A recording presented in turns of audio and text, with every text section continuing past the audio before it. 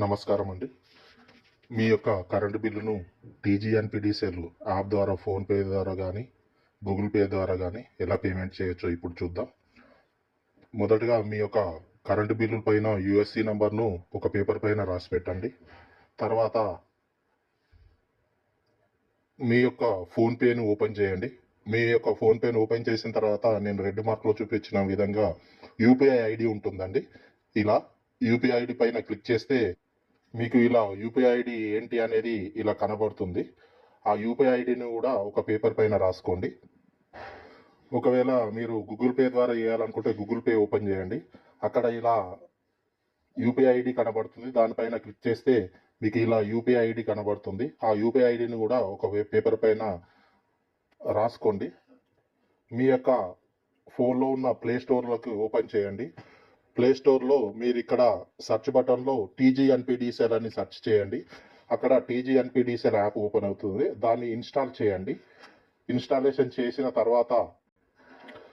అయిన తర్వాత యాప్ను ఓపెన్ చేయండి. ఓపెన్ చేసినచో మీకు ఇలా స్క్రీన్ పైన వస్తుంది. సైన్ విత్ జీమెయిల్ అని క్లిక్ చేయండి. చేసిన తర్వాత మీకు ఇక్కడ జీమెయిల్ అడుగుతుంది. అది ఓకే కొట్టేస్తే మీకు యాప్ ఓపెన్ అవుతుంది. ఈ యాప్లో పే బిల్స్ అని ఉంటుంది. పే బిల్స్లో క్లిక్ చేయండి. క్లిక్ చేస్తే మీకు 2 రకాల ఆప్షన్స్ వస్తాయి. పే ఇన్స్టెంట్లీ, యాడ్ సర్వీస్ అని. పే ఇన్స్టెంట్లీ అని క్లిక్ చేస్తే మీకు ఇక్కడ యూఎస్సి నెంబర్ అడుగుతుందండి. ఈ యూఎస్సి నెంబర్ డైరెక్ట్ క్లిక్ చేసి నెక్స్ట్ బిల్ డెస్క్ అనే ఆప్షన్ క్లిక్ చేసి నెక్స్ట్ అని క్లిక్ చేసినా సరిపోతుంది. ఒకవేళ మీరు నెక్స్ట్ మంత్ కూడా ఎప్పటికీ ఇందులోనే ఉండాలి, అది మీరు మీ యొక్క యూఎస్సి నెంబర్ని సేవ్ చేసుకోవాలనుకుంటే మీరు యాడ్ సర్వీస్ అనే బటన్ క్లిక్ చేయండి.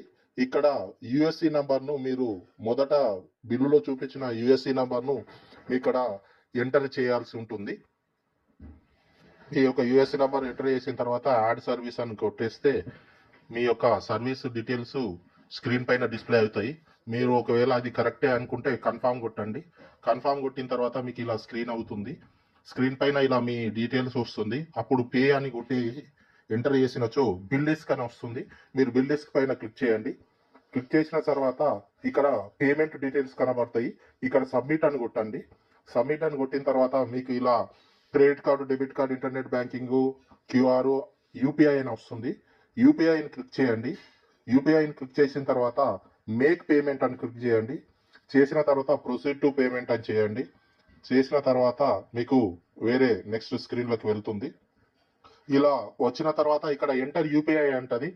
ఇక్కడ మీరు ఇంతకుముందు నేను మొదట చెప్పిన విధంగా ఫోన్పే కానీ గూగుల్ పే కానీ యూపీఐ ఐడి మీరు రాసుకున్నది ఇక్కడ ఎంటర్ చేయాల్సి ఉంటుంది. ఇలా ఎంటర్ చేసేసి మేక్ పేమెంట్ కొట్టండి.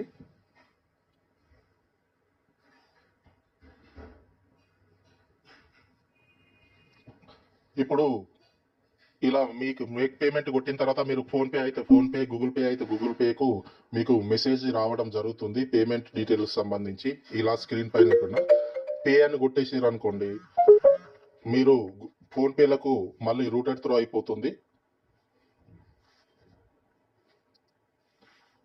ఇక్కడ ఫోన్పేలోకి వెళ్ళిన తర్వాత పే అని కొట్టేసింది అనుకోండి, మీకు పేమెంట్ అడుగుతుంది. ఇక్కడ పేమెంట్ పే అని కొట్టేసేస్తే మీ యొక్క పాస్వర్డ్ ఇచ్చేసి ఎంటర్ చేసినతో పేమెంట్ కంప్లీషన్ అయిపోతుంది. మీకు సర్వర్కి అప్డేట్ చేయడానికి కొంచెం టైం పడుతుందండి. ఇది పేమెంట్ అయిపోయింది. డన్ అని కొట్టగానే మీ యొక్క పేమెంట్కి సంబంధించిన డీటెయిల్స్ వస్తాయి. తర్వాత మీరు ఇందులో చూసుకున్నా కానీ పేమెంట్ కంప్లీట్ అయినట్టు మేక్ అనదర్ పేమెంట్. ఇంకా మీకు వేరే బిల్లులు పేమెంట్ చేసుకోవాలంటే మేక్ అనదర్ పేమెంట్ అని కొట్టి మళ్ళీ ఇక్కడ యూఎస్సి నెంబర్ ఇచ్చేసి మళ్ళీ సేమ్ ప్రాసెస్లో వెళ్ళిపోతే మీ యొక్క కరెంట్ బిల్లులు పేమెంట్ అవుతాయి. థ్యాంక్ యూ అండి.